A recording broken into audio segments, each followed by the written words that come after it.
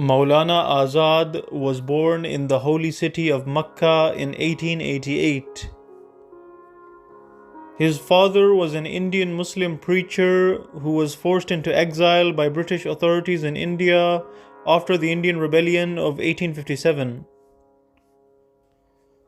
Mawlana Azad's family eventually returned to India in 1890. During his youth, Mawlana Azad witnessed the injustice of the British Empire against Indians, and he became involved in violent armed resistance against the British.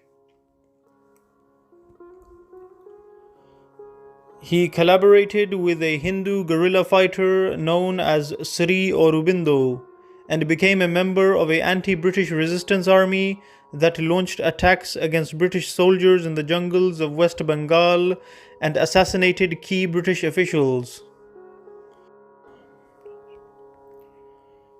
However, Mawlana Azad eventually abandoned violent resistance as it was not sufficient to liberate the country from British rule. Therefore, he turned to writing and teaching. He opened an Islamic school known as Dar al-Irshad, which was eventually closed down by the British government as it was suspected of spreading anti-British ideas among the youth. In 1914, Mawlana Azad began publishing an Urdu language newspaper known as Al-Hilal, in which he criticized British policies in India. Mawlana Azad called on Indians not to fight for the British in World War I, and he wrote articles in support of the Ottoman Empire. However, the Al-Hilal newspaper was eventually shut down by the British government, and Mawlana Azad was imprisoned. He stayed in jail for 3 years and was eventually released in 1920.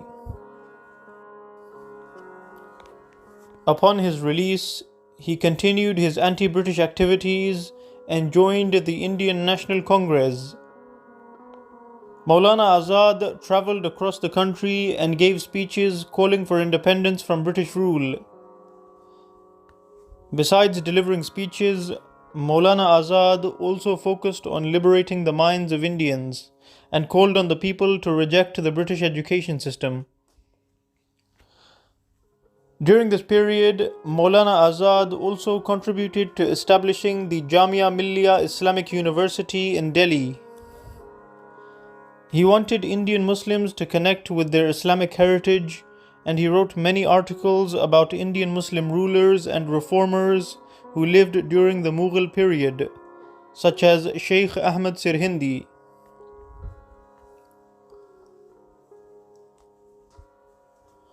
Mawlana Azad also translated many Arabic books into the Urdu language, including books by the Egyptian writer Muhammad Farid Wajdi. In 1942, Mawlana Azad was arrested by the British for a second time due to his anti-British speeches. His imprisonment lasted for 4 years and he was released in 1946. After his release, Mawlana Azad continued to call for independence from British rule and he called for unity between Muslims and Hindus. After the partition of India broke out, Mawlana Azad took responsibility for the security of Muslims in India. He visited the border violence affected regions of Bengal, Assam, and Punjab and established refugee camps, ensuring uninterrupted supply of food and other basic materials for both Hindus and Muslims affected by the violence. After India became independent from British rule, Mawlana Azad was appointed the first Education Minister of India. After Indian independence, Mawlana Azad wanted Indians to remove the British colonial legacy of mental enslavement. During his time as the Minister of Education, he stated, We had no control over education, as it was controlled by a foreign government. Whatever subjects they taught may have been right.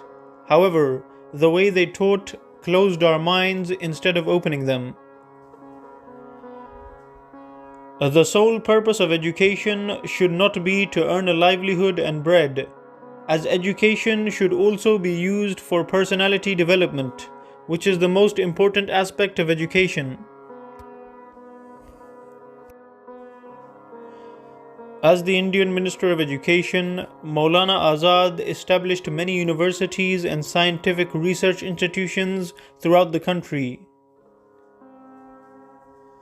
Throughout his life, Mawlana Azad also wrote many books, including The Indian Independence Movement, Jihad in the Defense of Islam, Freedom in Islam, Ghubar-e-Khatir, which is a compilation of letters which he wrote during his time in prison, Tarjuman-e-Quran, which is a 3-volume Urdu language commentary of the Holy Quran, Shahadat-e-Hussain, which is a book about the Karbala revolution, and Tazkira, which is a history of Islam in the Indian subcontinent.